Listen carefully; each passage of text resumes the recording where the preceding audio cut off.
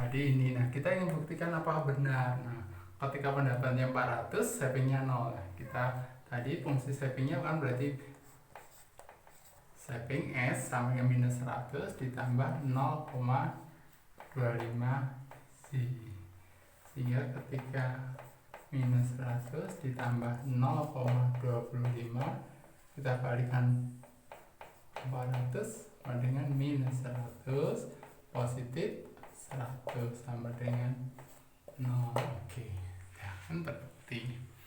Sehingga ketika pendapatan kita 400 itu hanya cukup untuk konsumsi dan untuk savingnya sebesar 0. Sekarang kita ingin coba dalam grafik ya. Dalam grafik. Nah, dalam grafik kita memulai dari gini. Misalkan saya punya pendapatan nih, konsumsi dan saving. Kalau pendapatan saya 0, konsumsi saya berapa? Yes.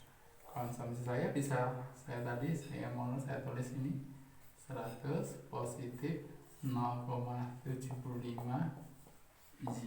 Jadi ketika pendapatan saya 0, konsumsi saya sebesar 100.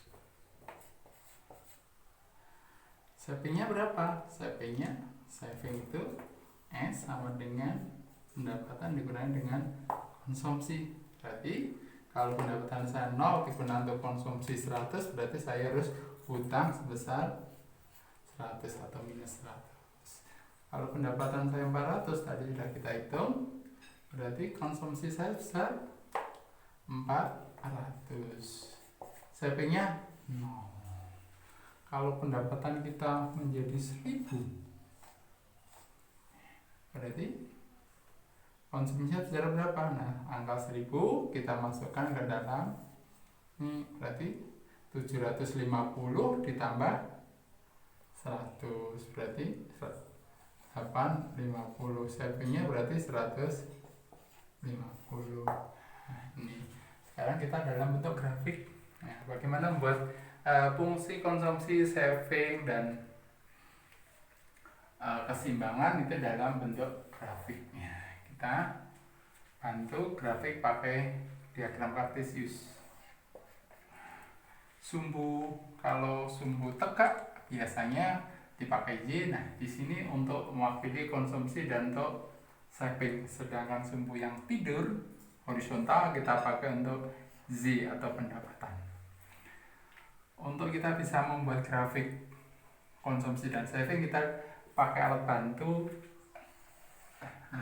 satu garis sumbu sudutnya 45 derajat ya.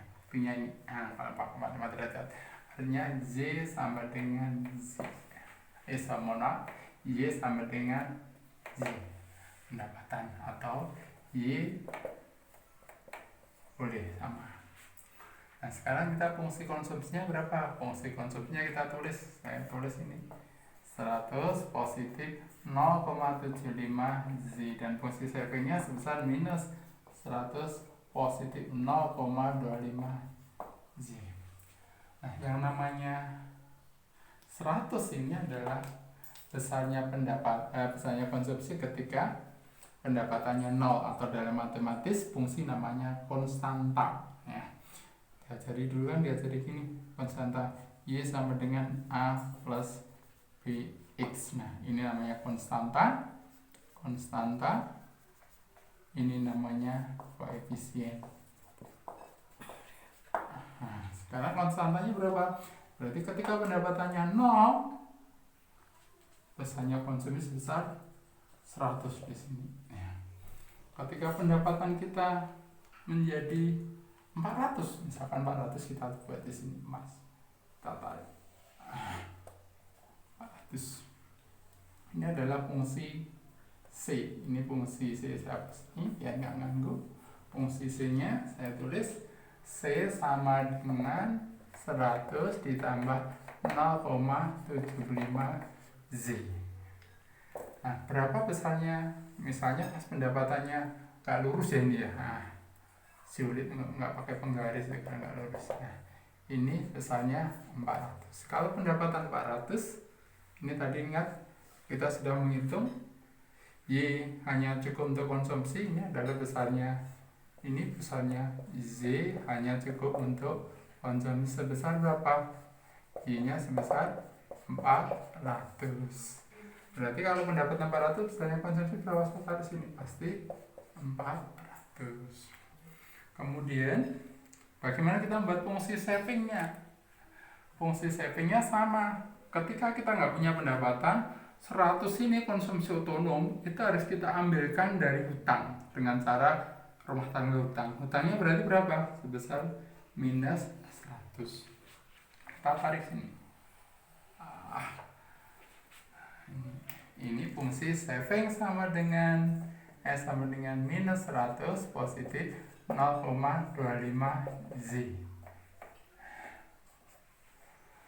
Sehingga kita bisa melihat dari grafik ini, ya, kalau misalkan pendapatan saya sebesar di sini di bawah 400, ketika konsumen rumah tangga itu pendapatnya masih di bawah 400, semua pasti mengalami hutang.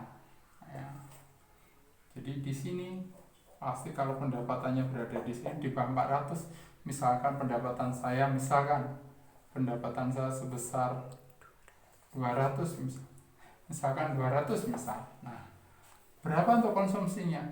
Ya saya 200 misalkan. Saya tulis sini biar jelas. Ketika si Y sama 200 misalkan.